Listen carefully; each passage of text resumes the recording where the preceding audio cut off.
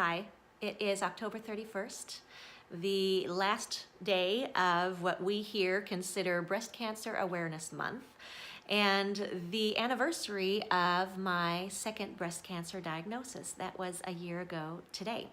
And I've been watching, perhaps because this has been my reality for a few months, I've been watching the coverage of breast cancer awareness in social media and on TV and radio, and I have been encouraged by the attention being paid to this disease and by the fundraising going on to try and find a cure for this disease, which is way too common in our world today. But I've also been surprised by how carefully worded a lot of the coverage has been. I know it's a delicate topic. It has to do with breasts, which are intimate parts of our body.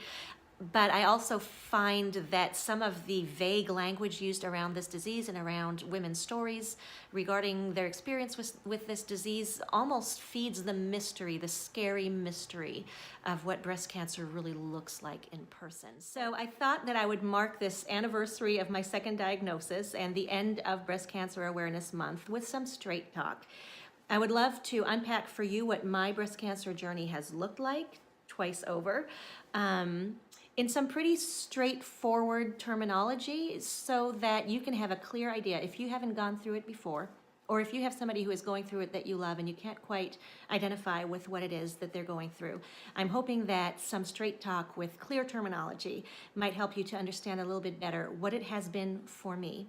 Every woman is going to experience breast cancer differently. And there are so many different diagnoses out there. So each diagnosis is going to have its own set of measures to take and emotions to respond with. So I don't want you to think that me telling my story is a blueprint for every other woman who has been through cancer, but I hope that it's the beginning of a conversation in which we can use real terminology and just realness all around in order to tell these stories that are sadly more and more frequent. So I'll begin by saying if I wave my hand around and you see this odd looking thing on my hand, that's because this is part of my journey too right now, and I'll get to that at the end of my story, but this is not an injury or anything that you need to be concerned about. 2008, actually July 4th, 2008. I was in South Carolina. At the time I lived in Germany. I was just back for the summer, and I asked a doctor down there to do a physical because I had just had cancer in my cheek. You can kind of see the scar there that runs up and down my cheek. And that was a rare cancer, microcystic adnexal carcinoma. And because it was so rare and I happened to get it, I thought I'd better be sure that I don't have anything else. So this wonderful doctor, kind, gentle doctor, did all the tests on me, and a mammogram revealed something suspicious, which sent me on to ultrasound, which sent me on this holiday weekend, sent me on to a needle biopsy, which found that I did in fact have a stage 1, almost 2 of breast cancer, invasive ductal carcinoma in my case. And there are a lot of stories around needle biopsies out there. There are a lot of stories around mammograms out there. And I've got to tell you that for some women, it hurts and sufficiently for them to talk about it. And for some women, it's just, it's unpleasant, but it's not awful. And so the stories you hear, the reports you hear about both mammograms and needle biopsies are usually from the people who have had the worst experiences, because they're the ones who feel like they need to tell somebody how bad it was. Those who, like me, generally don't have a whole lot of pain, don't go on social media or don't sit down with our friends and say, oh, I just had the worst experience. So bear that in mind, that with everything, whether it be your response to a restaurant you eat at or medical tests, it's usually the people with the bad experiences who are going to speak up, and they don't necessarily represent the whole population. I went to University of Michigan for my follow-up care for that cancer because my mom lives in Canada and it was a 3-hour drive, and I had just been to them for this cancer. And I walked into my doctor's office, my surgeon's office, on that first day. All I knew is that I had cancer. And she said, Dr. Deal, Dr. Kathleen Deal, wonderful lady. And she sat me down and she said, okay, Michelle, let's not talk about diagnosis and prognosis at this point. Let's talk about what you want. What do you wish for in the process moving forward? And I was 40 at the time, and I still had this idea that I would meet some man and that man would get to know me and want to marry me. And so I told her, I just really want to save my breast. I don't want to, a year or two down the road meet somebody and have to say, but I'm only half there, which is the way that I would have experienced having a one-sided mastectomy. Other women are absolutely fine with them, and it really doesn't faze them on an emotional level. For me, it was a pretty big deal. And she respected that. The doctor respected that, which I'm so grateful for. Some women who have had babies, who have nursed babies, who who are at a different phase of life would see it as a very easy decision to make. Let's just take it off. But for me at age 40, reeling from the new diagnosis, it was not something that I wanted to do. So I had a lumpectomy instead. Lumpectomies are really no big deal. They go in through a small incision and get the tumor that is there, and they try to get what they call margins around it. So at least 5 millimeters of tissue that does not have any forms of cancer in it or any cancer cells in it. And I actually had cancer in 3 different quadrants of my breast, so it was a little bit more tricky to do it by lumpectomy, and because of that, they actually had to go back in twice to get bigger margins in those areas where they hadn't gotten them. But I'm so grateful for a doctor like Kathy Deal who was willing to do that to honor my request that I save my breast. After that, I was put on tamoxifen. It's a drug that limits the amount of estrogen in your body because my form of cancer was fed by estrogen. I did radiation. I went back to Germany to do radiation, and the clinic I went to, lucky me, was in Switzerland. And in order to get to the clinic in Switzerland, I had to drive through a corner of France. And again, lucky me, in that corner of France were 5 delightful bakeries. So for 6 weeks, 5 days a week, I would get up in the morning and drive over to Switzerland and stop at one of those 5 bakeries in that little corner of France. And on bad days when I was really tired, I'd stop on the way home again and get something else. And to be honest with you, I think I'm still trying to work off my radiation weight to this day because that was just lovely. So radiation was okay. I kept working. I needed a midday nap halfway through the day, and a friend had given me an armchair to babysit for her that year, and it is actually still sitting right here next to me now in the States.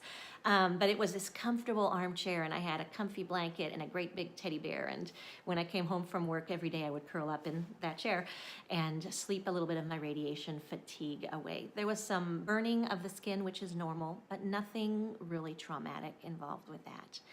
And it felt good, and I felt like I was done with the breast cancer thing until a year ago today. And I went in for what I thought was just a standard, regular, yearly mammogram. And when they sent me back to the waiting room to wait, I knew that there was something not quite right. And it just so happened that a woman who works at the breast care center here, Susan, who's become a friend of mine, it was her day off that day, but it just so happened that she came in to do some filing. And I saw her come in to get coffee out of the waiting room and talk to her briefly. And unbeknownst to me, she went back and told the nurses that were doing my exams that if something came up, she wanted to be told about it. So when she came to get me and told me that we needed to go talk in her office, I knew that something was up. And they had found what I now know was something that is considered precancerous. It still has carcinoma at the end of the name, but unless it morphs into something else, it's not life-threatening. I went for a needle biopsy again the next day, and this needle biopsy was actually a lot better than the one I'd had 8 years before. So technology and the approach to these things has improved over the years, and it really was not a painful procedure. It was uncomfortable, but it wasn't painful. And as a result of that biopsy, we were able to determine that this was indeed this precancerous condition, which left me, and again, this is just me, which left me with 3 choices. I could let the precancerous condition sit there, and I could go back into the doctor every 3 months to check it and to see if it was progressing or turning into something nefarious. I could have a one-sided mastectomy just to get rid of that breast where the cancer had been detected, or I could just go ahead and do both sides at the same time. It was, to some degree, a hard decision to make because womanhood, as I experience it, but in another way, it was an easy decision to make because this was my 3rd cancer diagnosis, the face, the previous breast cancer, and now this one. And I had had a couple false alarms in the last few months that had required that I go in for the ultrasound. And even then I had considered, do I do a preventative mastectomy just so I don't have to go through these false alarms again? So when this situation was presented to me, it didn't take me long to say, you know what, I think we have to do it. I think I have to learn to say out loud bilateral mastectomy because this is the treatment that I'm choosing. I had 5 weeks to prepare for the big surgery. And I'm glad that I had that long, and I'm glad that it wasn't longer than that as well. One of the first things I did was reach out to a counselor that I know from church and ask her if she would see me a few times before the surgery happened, because I wanted to make sure that I was in the right frame of mind. I wanted to make sure that I was in a stable, healthy place when I entered this surgery that is body altering and life altering to some degree. And I'm so grateful that I did that. It was really good to meet with somebody neutral who asked questions that I hadn't necessarily considered and just kind of validated that I knew what I was doing, I knew what this all entailed, and I was as ready as can be for the procedure ahead of me. So December 6th is when I went in for surgery, and I felt pretty ready. You need to know that if there are women in your life who are anticipating this kind of a surgery, it is a long grieving process involved, which sounds maybe ridiculous for a body part, but it's also a part of our identity that's going to be altered. And honestly, every shower before you have the surgery is kind of a goodbye, a farewell ceremony that we have, because we know that we are not going to come out of surgery looking the same as we did when we went in, and that parts of us are going to be artificial that were natural before we went in for surgery. And I opted for immediate reconstruction, and I opted for something called straight to implant surgery. So when they go in my case, they operated across the top of the breast, so right across where the nipple used to be, and they kind of hollow it out like an orange, which is a horrible image, but that's all I can come up with in my mind. And then into that cavity, they put in temporary implants, which are small, but you come out of surgery kind of with something already there, let's say an A cup, if we need to measure it. And that was reassuring to me that I would come out with something there. You also come out of that surgery with, in my case, 4 drains, these tubes that come out of your sides. And it sounds awful and gross, and it's different, I'll give you that, but it's not disgusting, it's not smelly, it's just you need to drain those excess fluids that have accumulated after surgery, and those are pretty easy to take care of. And again, if you know somebody going through this, or if you're anticipating going through this, or are going through this, I've developed some helpful things that help you to manage that stage of post-surgical stuff. And in my case, I was prepared to wake up from surgery, to experience some pain, to go through a few months of reconstruction and recovery, and then to be good. What I didn't anticipate is waking up to my doctor telling me that in the course of the surgery, they had actually found 3 tumors that were undetected by all the tests they had run before, and those tumors were in both breasts. And later on, I would look back on that as being a wonderful bit of news, because it meant that these tumors that were not visible were taken out early, as opposed to waiting until they finally became detectable on a mammogram. So later on, I'd be grateful for the fact that they found them when they did. But I woke up to a cancer diagnosis. I woke up to the questions that many of you are familiar with. What does this entail? How soon am I going to die? Do I have to do chemotherapy?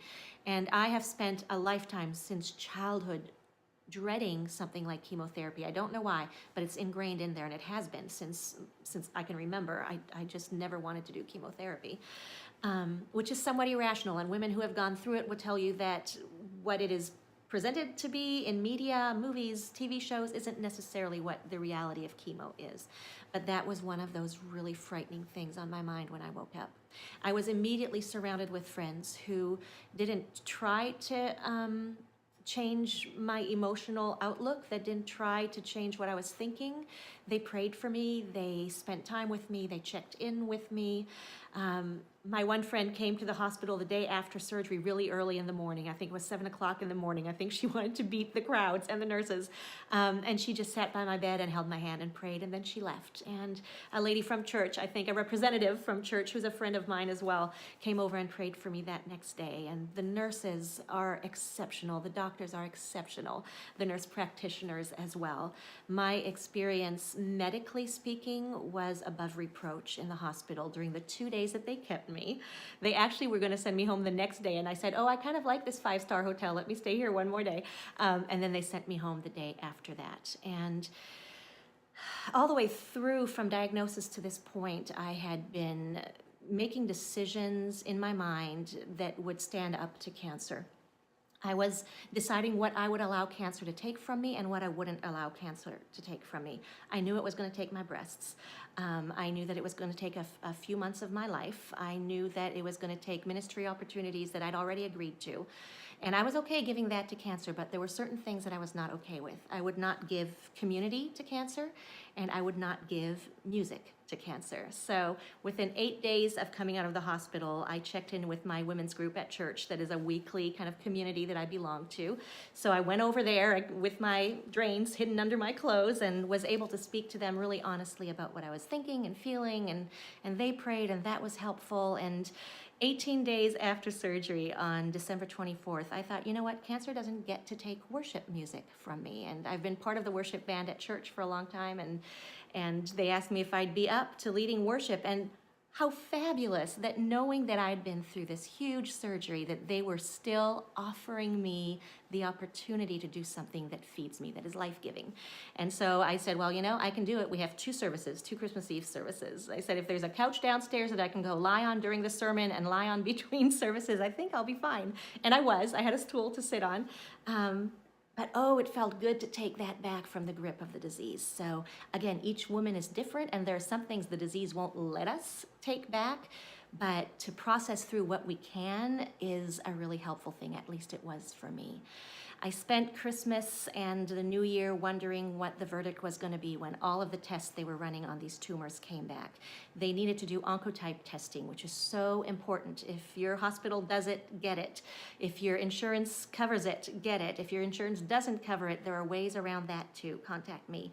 It determines exactly what feeds these tumors and how aggressive they are, therefore how aggressive the response needs to be to them. Because it was the holidays, my results came back a little bit later, and on January 3rd, I went in to see my radiation oncologist, and she was the one who gave me the good news that she didn't think chemotherapy was necessary. And after looking at my numbers and looking at the prognosis for me, she didn't think radiation was absolutely necessary either.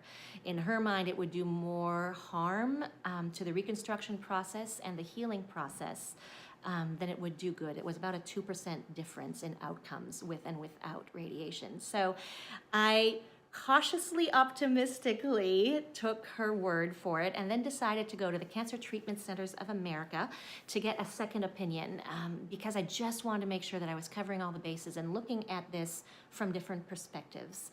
So I spent 3 days, it's about an hour and a half from here.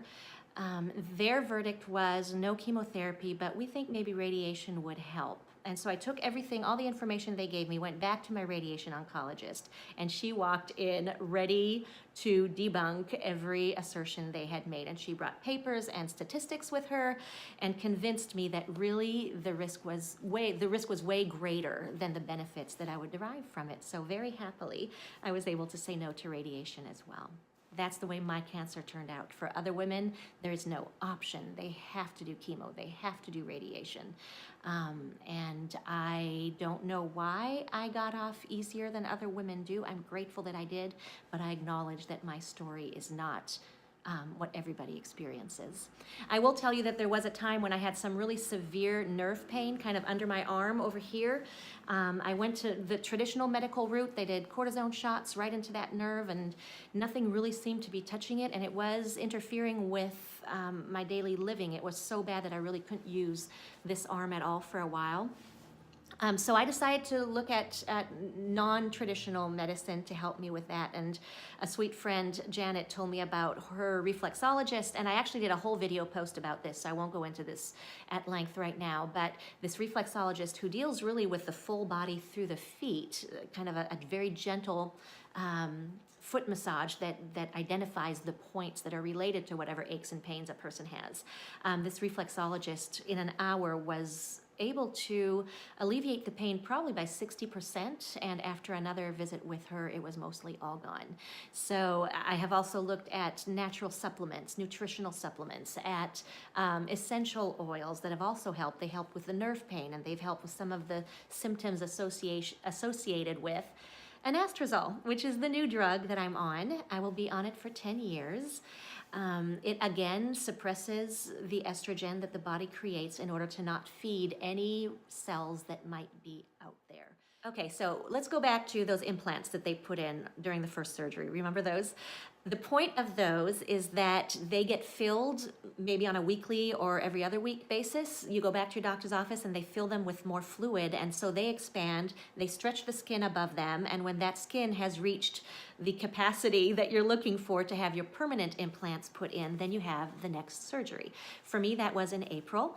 It's an outpatient surgery. You go in and you go home right afterwards, and what they do is they take out these kind of hardened temporary implants because they get harder as they grow bigger. I called them my boulder boobs because that's what it felt like, a couple of boulders strapped to your chest. So they take out your boulder boobs and replace them with these lovely, natural feeling, softer implants that will last for about 10 to 12 years, which is great. And it's a very minor surgery. And I felt really good coming out of there. I had the drains again. Again, it's inconvenient, but not really gross or disgusting. It's just there. And after a week or two, those drains were gone. And I thought I was done with the reconstruction process until I spoke with a lady on Facebook who I don't think I've ever met before, but she's a survivor as well. And she was on the verge of getting married. She and her husband had talked about the fact that she'd had a mastectomy and reconstruction. And his only comment was, it would just kind of be nice to have landmarks, reference points. And that stuck with me. What he meant is tattoos that locate where nipples would naturally be on your reconstructed breast. And a lot of plastic surgery offices will actually do these tattoos, but they don't use ink. So what they do is kind of a plain brown, pink, whatever color circle, and then over time that's going to fade. Real tattoo artists actually use ink, and it's something that's much more permanent. And I did some Googling. Of course I did. It's what I've been doing for a year. And I found out that one of the most well-known 3D nipple tattoo artists in the country is in Chicago. And I looked at some of his work, and I've got to tell you, that skin on your breast post reconstruction is just flat skin. But what he does makes it look like there's actually a 3D nipple there, where nipples ought to be. So I called up, made an appointment. 2 weeks later, like a big girl, I drove downtown Chicago and went to this plastic surgery office, which is where he works to do this kind of job. His normal tattooing he does out of his own place. And I walk in, and it's all these fancy ladies, with their perfect skin and the makeup and the jewelry and their white lab coats, and this guy in a flannel shirt with tattoo sleeves up both arms and up his neck. And I walked in and I said, I think I'm here to see you. So we go, and I have my tattoo done, and he asked me questions that I had no answers for because I'd never considered it. Things like, what shade do you want? What shape do you want? And I walked out of there 2 hours later with my landmarks in place. And it didn't change me in that I know that these are not real, but it allows me to, again, glance off that mirror before I'm getting into the shower or whatever, and not go, oh yeah, something's missing. I actually glance off the mirror and don't even think about anything because the landmarks that are supposed to be there are there. And he is an amazing artist, and I guarantee you that from 3 or 4 feet away, you would never know the difference. So if you or somebody you know wants to consider this procedure as well, again, contact me and I'll be happy to give you his contact information. I had my touch-ups, my tattoo touch-ups done last week, and I'm officially over. And it seems appropriate, right? Because this is the year anniversary of my diagnosis. So that is, in very plain language, what my journey has looked like. Again, other women have had different journeys, different outcomes. I am fully aware that there was a good chance that I would be maybe not even sitting here today had my diagnosis been different. So I'm not one of those people who will look you in the eyes and say, I am so grateful for cancer. I'm not grateful for cancer. I am not grateful that I lost my breasts to it. I am not grateful that I am on more hormone suppressing medication that has sent me back into some of those side effects. I'm not happy that, or grateful that I have lymphedema now, a swelling of the hand and arm that can be temporary or can be chronic, that comes from having so many lymph nodes removed, 18 lymph nodes in my case. I am not grateful for that, but I am grateful for what I have learned in this last year, for the people who have stepped up and become my friends in the last year, for the outcome that I have today that was not guaranteed at the outset. I'm so grateful for modern medicine, and I'm grateful that just a few minutes ago I stepped out that door over my shoulder to get my mail, and I got hit by a blast of cold winter air, and I thought, I am alive to feel winter come back again this year. So yes, grateful, so grateful to God who carried me and to the community who stood beside me and kind of undergirded me as I was going through the ups and downs of this journey. And I wanted to share it with you because I think it's important to put straight talk to complicated and sometimes traumatic diseases like this one. Pass this on if anybody you know would benefit from it. Contact me if you want any more information about anything that I've talked about today. I just thank you, if you're still listening, for listening this long, and I hope you have a really good day.